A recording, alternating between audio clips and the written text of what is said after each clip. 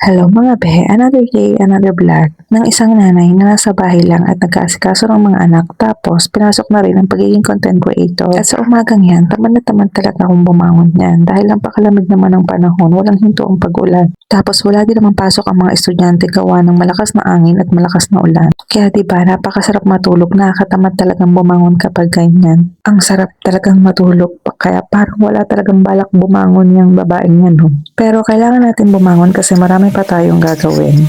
At yan, umpisa na ako nagunat-unat ng aking katawan para bumangon. Sumilip muna ako sa aming terrace. At pagsilip ko ay may hangin nga at may ulan.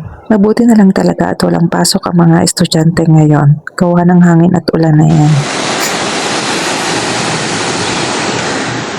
Tapos bumaba na ako at mag-aalmusal naman kami ng mami. Tamang-tama yan sa malamig na panahon.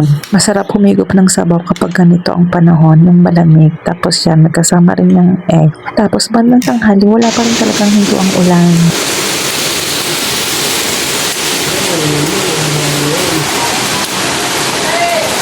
Parang lalo talaga siyang lumakas, pati yung hangin, magkasabay sila. Tapos yan, lunchtime naman namin, tortang talong nga pala yung ulam namin. Ang sarap din yan, oh. Tapos after namin kumain, naghugas na rin ako ng mga hugasan sa lababo. Syempre, tayo mga nanay ang maghuhugas talaga sa atin nakatoka yan. Kahit pa iutos natin yan sa ating mga anak, sa bandang huli, tayo pa rin talaga mga nanay ang gagawa. Tayo kasi gusto natin talagang malinis na malinis yung lababo kapag tayo naghuhugas.